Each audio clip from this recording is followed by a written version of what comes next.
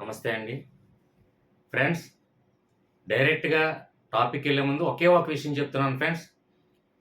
ఎవరైనా సరే వాట్సాప్ గ్రూప్‌లో జాయిన్ అవ్వాలి అని అనుకుంటే, అది ఏపీ కానివ్వండి, టీఎస్ కానివ్వండి, అది ఎస్‌జిటి గ్రూప్ కానివ్వండి, ఎస్ఏ గ్రూప్ కానివ్వండి, గ్రూప్‌లో జాయిన్ అవ్వాలి అనుకుంటే ఫస్ట్ మెంబర్‌షిప్ తీసుకోండి. మెంబర్‌షిప్పు మనకి వీడియో చూస్తున్నప్పుడు సబ్‌స్క్రైబ్ ఉన్నది కదండీ! సబ్‌స్క్రైబ్ పక్కన జాయిన్ బటన్ ఉందా చూడండి. జాయిన్ బటన్ దగ్గర క్లిక్ చేస్తే ₹59 అడుగుతుంది మెంబర్‌షిప్ తీసుకోవడానికి. మెంబర్‌షిప్ తీసుకున్న వాళ్ళకి మాత్రమే డిస్క్రిప్షన్‌లో వాట్సాప్ లింక్ ఉంటది.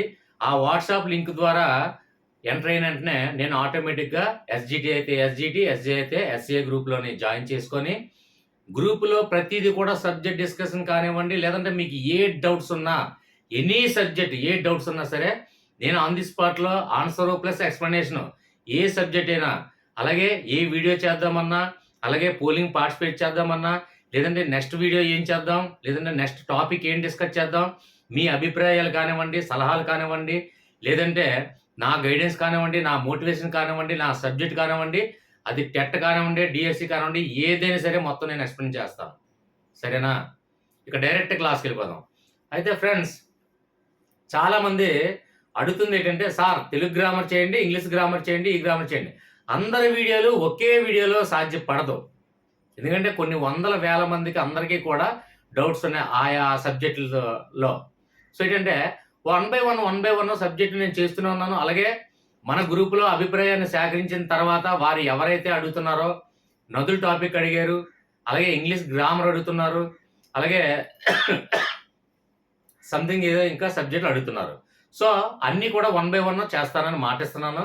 సో ఇంకో విషయం ఏంటంటే, నేను నా వీడియో ప్లే అవుతున్నప్పుడు ఇక్కడ చూడండి మోర్ ఆప్షన్ అనేది ఉంది. మోర్ ఆప్షన్ దగ్గర క్లిక్ చేస్తే లెఫ్ట్ సైడ్ నేను ఏదైతే వీడియోస్ మొత్తం ఆల్ సబ్జెక్ట్స్ అప్లోడ్ చేశానో ఆ వీడియోస్ మొత్తం లిస్ట్ ఉంటది. ఆ లిస్ట్ మొత్తం చెక్ చేసిన తర్వాత అందులో మీకు కావాల్సినటువంటి సబ్జెక్ట్‌ను మొత్తం చూసిన తర్వాత లేని ఎడల నా కామెంట్స్‌లో గాని, లేదంటే మన వాట్సాప్ గ్రూప్‌లో గాని తెలియచేయండి. నెక్స్ట్ ఆ వీడియో చేయడానికి ప్రయత్నం చేస్తాను. ఓకేనా? ఫ్రెండ్స్, అయితే ఇక్కడ direct topic Lakshmi Chittoor ma'am అడిగారు. సార్ మాకు నదుల టాపిక్ చాలా డిఫికల్ట్‌గా ఉందండి. అసలు నదుల గురించి మాకు అవగాహన లేదు. జన్మస్థలాలు కానివ్వండి, లేదంటే నదుల టాపిక్ అంటేనే మాకు ఆటోమేటిక్‌గా భయం అనేది ఒకటి ఏర్పడుతుంది. భయం అనేది ముందు పక్కన పెట్టండి. నేనుండగా భయాన్ని మీ దరి చేరనివ్వను. ఓకేనా? లక్ష్మి గారు పర్టిక్యులర్‌గా మీరు అడిగారు. మీకోసం ఒక్కరడిగినా సరే నేను చేస్తానని మాటిచ్చాను. సో మీకోసం ఈ వీడియో చూడండి. క్లియర్‌గా ఇయర్ ఫోన్ పెట్టుకొని చూడండి. అయితే మనకి టెట్ కానివ్వండి, డీఎస్సీ కానివ్వండి, లేదంటే ఎనీ కాంపిటేటివ్ ఎగ్జామ్‌లో మనం చూసుకున్నట్లయితే నదుల గురించి 5 రకాలైనటువంటి క్వెషన్స్ అడగడం జరుగుతుంది. ఆ 5 రకాలు ఏంటండి? ముందు తెలుసుకుందాం. ఫస్ట్ వన్ చూడండి. ఫస్ట్ వన్ చూడండి. జన్మస్థలం అంటే ఒక నది పేరిచ్చి దాని యొక్క జన్మస్థలాలు అడగడం జరుగుతుంది. ఇది కామన్‌గా అందరికీ తెలిసిన విషయమే. అవునా కాదా? అయితే ఒక నది పేరిచ్చి దాని యొక్క జన్మస్థలం అడగడం అది మొట్టమొదటిగా అదొక టైపు. అయితే నెక్స్ట్ వన్ ఏంటంటే ఆ నది పేరిచ్చి ఆ నదిలో ఉన్నటువంటి ఆ నదికి ఉన్నటువంటి ఏదైతే ఉపనదులు కలిగి ఉన్నాయో ఆ ఉపనదులు మీరు ఫైండ్ ఔట్ చేయండి అనేది సెకండ్ వన్ ఉంది. ఇక థర్డ్ వన్ ఏంటంటే రాష్ట్రాల మీదుగా అంటే ఆ నది ఏ ఏ రాష్ట్రాల మీదుగా ప్రవహిస్తుంది. అందులో ఆప్షన్స్‌లో ఏముంటది? ఏ జార్ఖండ్, అస్సాము, త్రిపుర, నాగాలాండ్. బి ఆంధ్రప్రదేశ్, తెలంగాణ, ఒడిస్సా, తమిళనాడు. ఈ విధంగా ఇవ్వడం జరుగుతుంది. అంటే మనకి ఒక నది పేరిచ్చి ఆ నది ఏ ఏ రాష్ట్రాల గుండా ప్రవహిస్తుంది. ఇది థర్డ్ వన్ అండి. నెక్స్ట్ ఫోర్త్ వన్ దిక్కులు. పలానా నది ఇచ్చి అది ఏ దిక్కును ప్రవహిస్తుంది. ఇది ఫోర్త్ వన్. అంటే ఎగ్జాంపుల్ గంగా నది ఏ దిక్కును ప్రవహిస్తుంది, లేదంటే సింధు నది ఏ దిక్కును ప్రవహిస్తుంది, లేదంటే బ్రహ్మపుత్ర నది ఏ దిక్కును ప్రవహిస్తుంది. ఈ విధంగా అడగడం జరుగుతుందండి. ఇక లాస్ట్ వన్ ఫిఫ్త్ వన్ ఏంటంటే సముద్రం. సముద్రం అంటే ఏంటంటే ఆ నది ఏ సముద్రంలో కలుస్తుంది అనడం జరుగుతుందండి. ఇది లాస్ట్ వన్. ఇక నదుల టాపిక్ ఈ 5 రకాలైనటువంటి ప్రశ్నలు అడగడం జరుగుతుంది. ఏ కాంపిటేటివ్ అయినా తీసుకోండి, మీరు కావాలంటే చూడండి. నదుల గురించి ఒకటే ఈ 5 టాపిక్లు మనం తెలుసుకోగలగాలి. ఫస్ట్ వన్ జన్మస్థలం, సెకండ్ వన్ ఉపనదులు, థర్డ్ వన్ ఏ రాష్ట్రాల మీదుగా ప్రవహిస్తుంది, ఫోర్త్ వన్ దిక్కులు, ఏ దిక్కున నది ప్రవహిస్తుంది, ఫిఫ్త్ వన్ లాస్ట్ వన్ ఏ సముద్రంలో కలుస్తుంది. అంటే నదుల టాపిక్ అనేది ఈ 5 అంశాల నుంచి మనకి క్వశ్చన్లు ఇవ్వడం తరచుగా మనం చూస్తూనే ఉన్నాం. నేను కన్సిడర్ చేసిన తర్వాత నేను చెప్తున్నాను ఫ్రెండ్స్, ఈ 5 టాపిక్ల తర్వాత వేరే ఇంకేది ఉండదు. కాబట్టి నదుల సమాచారం గురించి కావాలంటే ఖచ్చితంగా ఈ 5 అంశాల మీద మనం కంప్లీట్గా అవగాహన ఉన్నట్లయితే నదులు అనేది చాలా సింపుల్ టాపిక్ అండి నన్ను అడిగితే. కానీ దానికి ఒక బేస్మెంట్ అనేది ఒకటి ఉంది. ఆ బేస్మెంట్ ఏంటి సార్, అది కూడా చెప్తాను ఫ్రెండ్స్ దయచేసి నన్ను క్షమించండి, నాకు ఆర్ట్స్ అంటే అస్సలు రావు. ఒక ఎగ్జాంపుల్, చిన్నప్పుడు ఒక గులాబీ పువ్వు వేయడానికి కూడా చాలా కష్టపడే రోజులు నాది. ఎందుకంటే ఇది చూసి ఇదేంటో బాబు విచిత్రంగా ఉంది, డెవిల్ రూపంలో ఉందని మీరు ఆలోచించవచ్చు. కానీ దయచేసి ఇది భారతదేశం మ్యాప్ అనుకోండి. అంటే ఏం లేదు, ఎగ్జాంపుల్ మీకు చెప్పడం కోసమే. లేదంటే మ్యాప్ పాయింట్ చెప్పాలనుకునే సందర్భంలో మ్యాప్ పెట్టే నేను ఆల్రెడీ చెప్పాను. సో ఎగ్జాంపుల్ మీకు ఎలా ఉంటుంది అనేది మీకు ఎక్స్ప్లెనేషన్ ఇవ్వడం కోసం జస్ట్ ఇది ఇండియా మ్యాప్గా మీరు భావించండి. ప్లీజ్ రిక్వెస్ట్, ఓకేనా. ఫస్ట్ వన్ చూడండి, ఇక్కడ జన్మస్థలం. ఎగ్జాంపుల్ గోదావరి నది యొక్క జన్మస్థలం ఏంటి? గోదావరి, గోన, నాసిక, త్రయంబకం. అది ఎక్కడుంది? మహారాష్ట్ర. ఇక్కడ ఉంది మహారాష్ట్ర, ఇక్కడ ఉంది. నెక్స్ట్ కృష్ణా నది, మహాబలేశ్వరం. ఇది కూడా ఇక్కడ ఉంది, అంటే మహారాష్ట్రలో ఉంది. అంటే ఏ రాష్ట్రంలో ఉందో ముందు మీకు తెలియాలండి.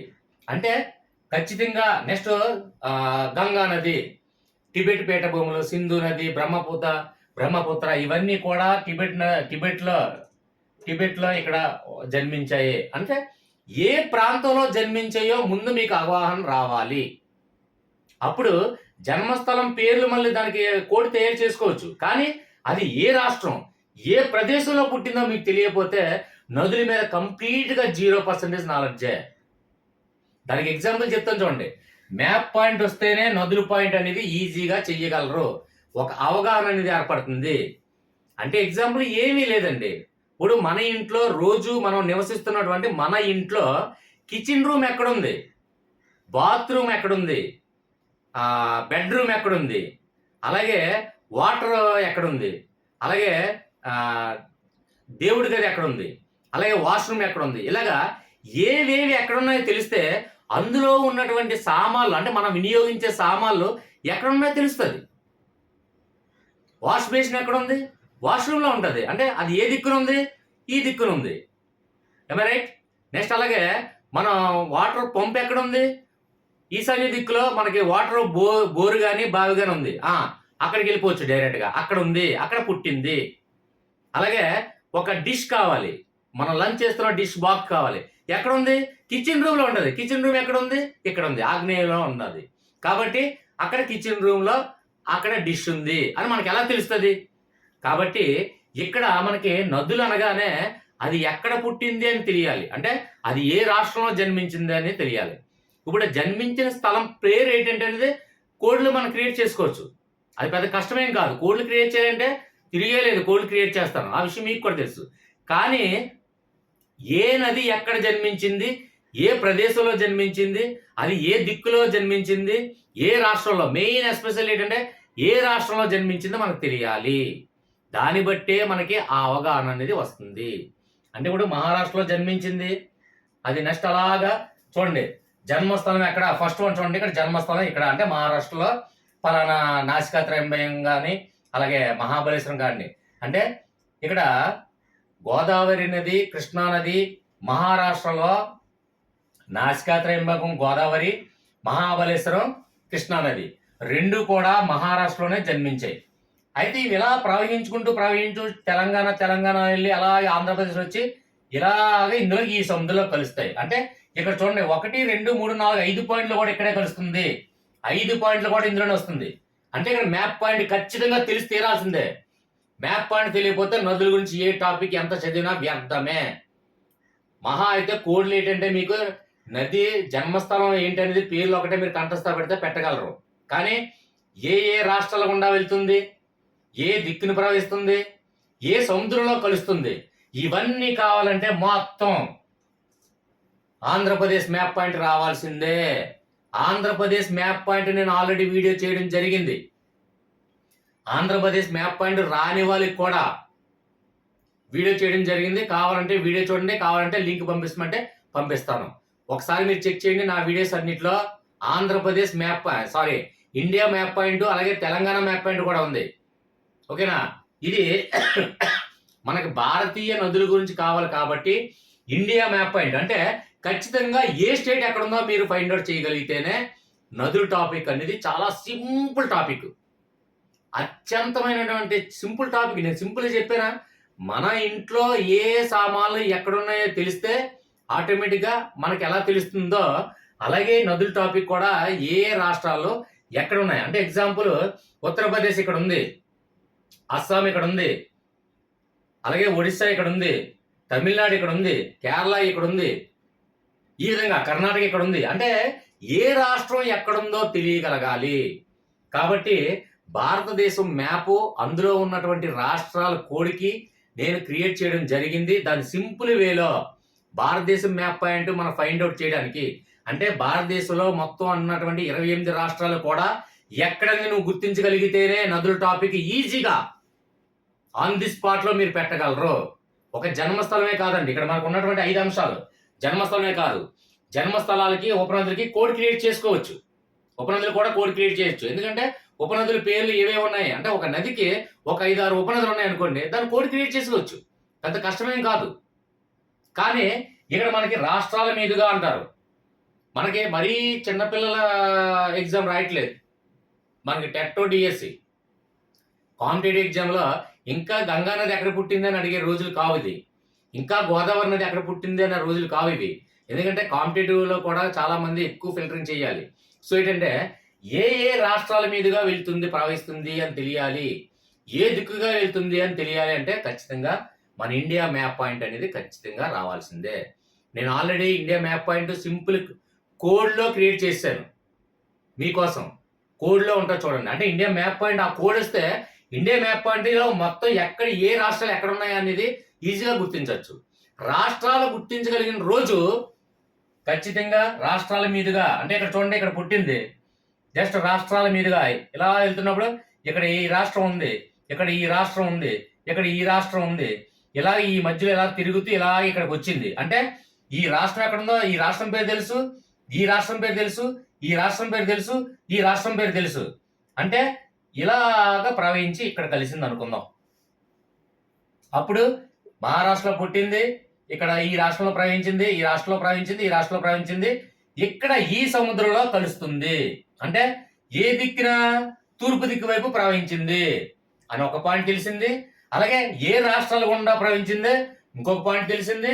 అలాగే ఏ సముద్రంలో కలిసింది అంటే ఇది బంగాళాఖాతం, ఇది హిందూ మహాసముద్రం, ఇది అరేబియా, అంటే ఏ సముద్రంలో కూడా కలుస్తుందో కూడా అడుగుతారు. కాబట్టి ఇక్కడ 3 పాయింట్లు మనకు తెలిసింది. అంటే ఫస్ట్ వన్ సెకండ్ వన్ మనం కోడ్లో క్రియేట్ చేసుకోవచ్చు, third one fourth one fifth one ఖచ్చితంగా మ్యాప్ పాయింట్ రావాల్సిందే. ఆ మ్యాప్ పాయింట్ వస్తేనే ఈ 3 కూడా మనం ఈజీగా పెట్టగలం. కాబట్టి మీకు ఇప్పుడు నదులు జన్మస్థలాలు ఉపనదులు నేను కోడ్ క్రియేట్ చేస్తానండి, మీకోసం నేను చేస్తాను. నెక్స్ట్ పార్ట్ అదే చేస్తాను. ఆల్రెడీ స్క్రిప్ట్ చూస్తున్నాను, ఒకసారి నాకు కొంచెం వ్యవధి ఇవ్వండి. ఒక 1 or 2 days 1 by 1 నేను చేస్తూనే ఉంటాను.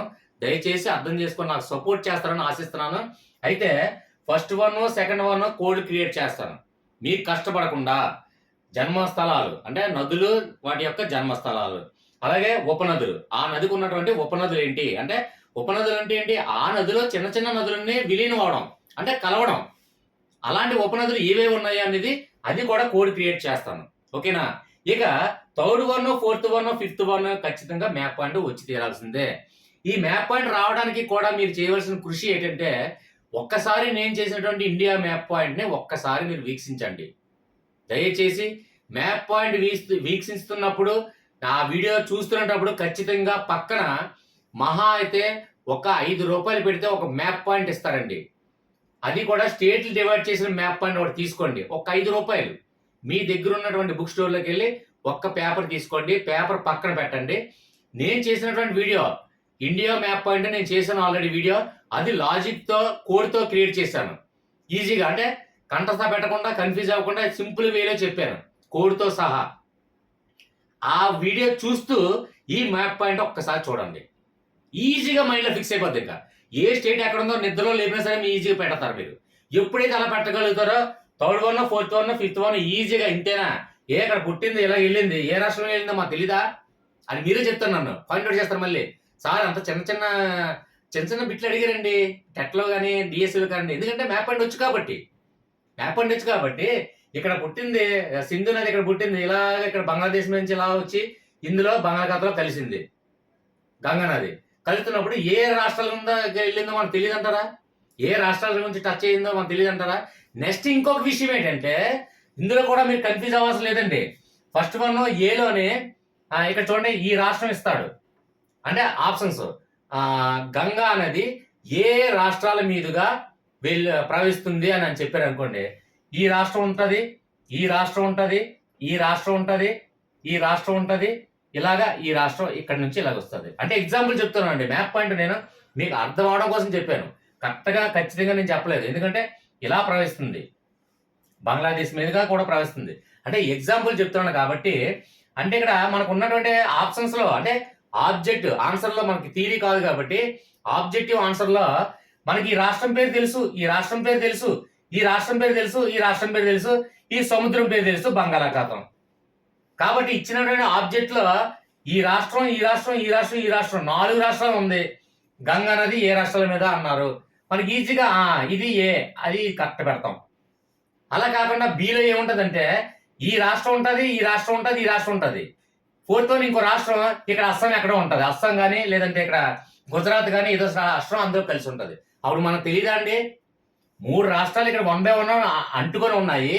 ఇంకొక రాష్ట్రం గుజరాత్ ఇటువైపు ఉంది. మరి ఇటువైపు ఎలా వెళ్తున్నది, గుజరాత్కి ఎలా అంటుకుందని మీకు ఆ మాత్రం ఐడియా రాదా? చిన్నపిల్లలమా మనం? ఓకేనా?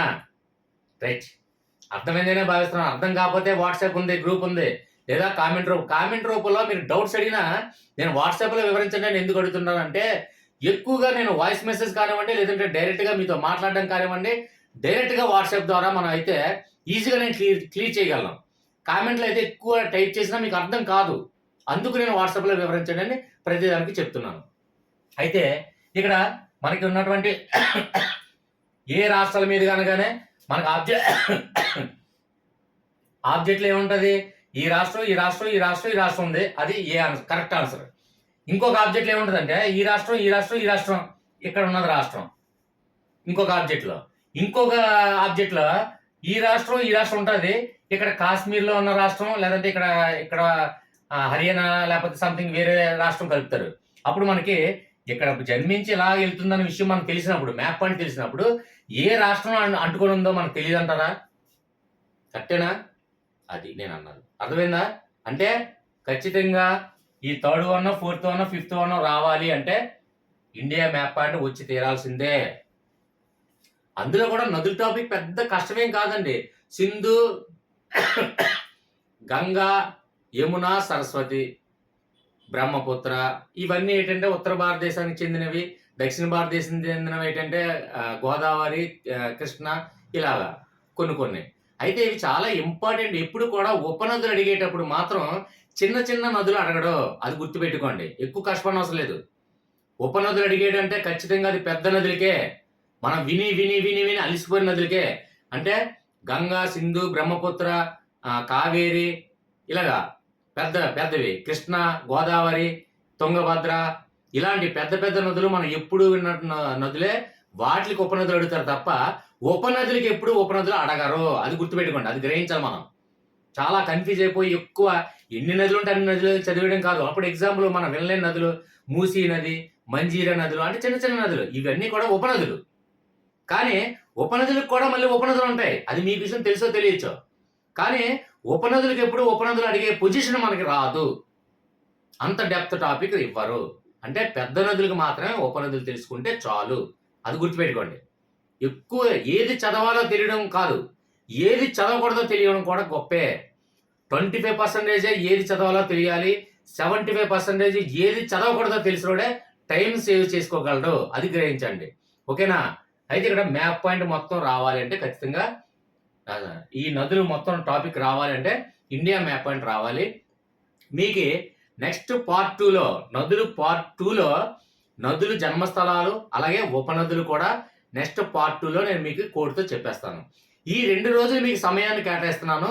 ఈ 2 రోజులు కూడా ఎస్పెషల్ ఏంటంటే నా వాట్సాప్ గ్రూప్లో నా స్నేహితులు, నా నెంబర్స్, నా శ్రేయభిలాసులు, నా సబ్స్క్రైబర్స్, నా వాట్సాప్ గ్రూప్ సభ్యులు అందరూ కూడా ఇది టీఎస్ వాళ్ళకి, ఏపీ వాళ్ళకి నేను చెప్తుంది ఒకటే, గుర్తుపెట్టుకోండి. నదుల గురించి టాపిక్ మరలా చెప్తున్నాను కాకుండా జన్మస్థలాలు ఒకటి అడుగుతారు, అలాగే ఉపనదులు అడుగుతారు, అలాగే ఏ రాష్ట్రాల మీదుగా ప్రవహిస్తుందని అడుగుతారు, అలాగే దిక్కులు అంటే ఇక్కడ ఏ దిక్కుని ప్రవహిస్తుంది, ఉత్తరం వైపు ప్రవహిస్తుందా, దక్షిణ వైపు ప్రవహిస్తుందా, లేకపోతే తూర్పు వైపు ప్రవహిస్తుందా, దిక్కులు అడిగే ఛాన్స్ ఉంది. ఇంకా ఫైనల్ సముద్రం అంటే 1 బంగాళాఖాతం, 2 హిందూ మహాసముద్రం, 3 మనకి అరేబియా. ఏ సముద్రంలో కలుస్తుందని అడుగుతారు. అది కూడా అంటే ఈ 5 టాపిక్ నుంచి మాత్రమే నదుల గురించి వస్తుంది. ఇంకా మళ్ళీ ఈ 5 టాపిక్ల గురించి వస్తుంది. అలాగే నదులు ఉపనదుల గురించి చూసుకున్నట్లయితే ఖచ్చితంగా పెద్ద నదులే గంగా, గోదావరి, కృష్ణ, కావేరి, తుంగభద్ర, బ్రహ్మపుత్ర ఇలాంటి నదులకు మాత్రమే, అంటే పెద్ద నదులు యమున, సరస్వతి ఇలాంటివన్నీ మనం ఎప్పుడూ విన్న నదుల పేర్లే. ఎగ్జాంపుల్ కొన్ని నదులు ఉంటాయి, మంజీరా, వంశధార, నాగావళి ఇలాంటి చిన్న నదులు ఉన్నాయి అనుకోండి. ఆ చిన్న నదులు ఉపనదులు, అవే ఉపనదులు. అంటే ఒక పెద్ద నదికి ఉపనదులు, ఆ ఉపనదులకు ఇంకో ఉపనదులు ఉన్నప్పటికీ కూడా అవి ఆడడం జరగదు. ఎందుకంటే తెలంగాణలో ఉన్న వాళ్ళకి పెద్ద నదులు, అక్కడ గోదావరి ఎగ్జాంపుల్ బాసర్లో ఎంటర్ అవుతుంది గోదావరి నది, మహారాష్ట్ర నుంచి బాసర్లో ఎంటర్ అవుతుంది. ఇప్పుడు జిల్లాలు మారింది కాబట్టి ఆదిలాబాద్ అని ఒకటి, లేదంటే సంథింగ్ ఒకటి చెప్పడం జరుగుతుంది. మొత్తానికి ఏదైనా అక్కడ గోదావరి నది, కృష్ణా నదులు ఇలాంటివన్నీ కూడా ఉపనదుల గురించి మనం తెలుసుకోవాల్సిన బాధ్యత మనకు ఉంది. అంతేగాని వంశధార, నాగావళి, శారదా నది ఇవి అడిగే ఛాన్స్ ఉండవండి. ఎందుకంటే అవే ఉపనదులకు ఉపనదులు ఉన్నప్పటికీ కూడా అడగడం జరగదు.